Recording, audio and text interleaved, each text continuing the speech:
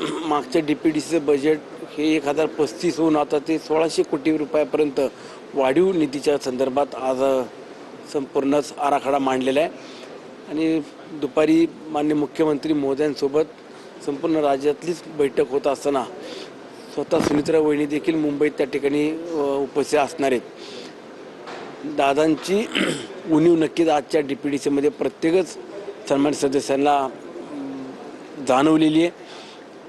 काम करण्याची पद्धत किंवा निर्णय घेण्याची क्षमता ही दादांकडे पाहत असताना त्याच्यातच सुनित्रा वहिनी देखील आता आम्हाला सर्वच बाबतीत कसा निर्णय घेता येतील किंवा कसा प्रतिसाद देता येईल तो देण्याचा प्रयत्न करतायत।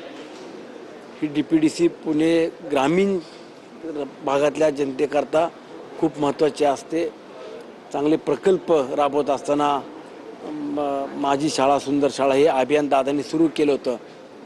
त्यात तरतूद अधिक प्रमाणामध्ये निधीची कशी करता येईल किंवा CSR फंडातून कसा अधिकचा निधी देता येईल त्या बाबतीत देखील आम्ही उपाययोजना ठिकाणी मांडलेल्या आहेत। इतर आदिवासी विभागामध्ये असेल किंवा सौर ऊर्जा यातून एक चांगला प्रकल्प आपल्याला उभा करता येईल का, सौर पंप ग्रामीण भागातले वाढवता येईल का, असे वेगवेगळे प्रस्ताव आज या DPDCतून मान्य करण्यात आलेले आहेत। निश्चितच पण पुन्हा एकदा विलिनीकरणाच्या चर्चा सुरू झालेल्या आहेत। दोन्ही राष्ट्रवादी एकत्रित, कारण सुनेत्रा पवारांचा दिल्ली दौरा झालेला आहे आणि या सगळ्या याच्यात राष्ट्रवादीचं विलिनीकरण काय चर्चा थांबलेत की पुढे जाते? नाही, या संदर्भात आमच्याशी कुठल्याच राष्ट्रवादीतले प्रमुख नेत्यांनी किंवा स्वतः सुनित्रा वहिनींशी आम्ही सुद्धा चर्चा केलेली नाही आहे। परंतु आगामी काळामध्ये बैठका होतील, बैठकीत हा विलिनीकरणाच्या संदर्भातला कुठला विषय आला तर आम्ही जो निर्णय सुनित्रा वहिनी घेतील त्या मागं आम्ही एकमतानं त्यांना पाठिंबा देऊन किंवा त्यांच्या मागं उभं राहायचं, समर्थन द्यायचं अशा पद्धतीची भूमिका आम्ही घेतलेली आहे। शरद पवार गटाचे प्रवक्ते अंकुश काकडे यांचं म्हणणं होतं की अजितदादा ज्यावेळी जिवंत होते त्यावेळी या चर्चा झाल्या होत्या आणि आजची तारीख ही ठरली होती। आज या संदर्भातला निर्णय स्वतः अजितदादा जाहीर करणार होते। हे बघा, आता दादा काय म्हणाले किंवा काय नाही म्हणाले याच्यावरती शंका कुशंका आम्ही कुठेही काढण्याचं कारण नाही।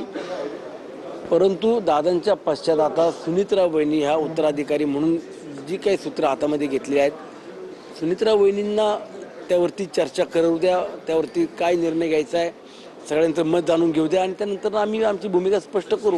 नाही, तुम्ही देखील त्या पक्षाचे आमदार आहात, तुमची काय भूमिका आहे? लेकिन म्हणजे काय तुम्हाला काय वाटतं पण या दोन्ही पक्षाचं विलिनीकरण होणं अपेक्षित आहे? दोन्ही पक्षाचं विलीनीकरण करत असताना सुनित्रा वहिनींना सर्वस्वी अधिकार आहेत, परंतु केंद्रामध्ये NDAच्या सरकारमध्ये आम्ही घटक पक्ष म्हणून आहोत आणि राज्यातल्या युती भारतीय जनता पक्ष हा प्रमुख पक्ष आहे।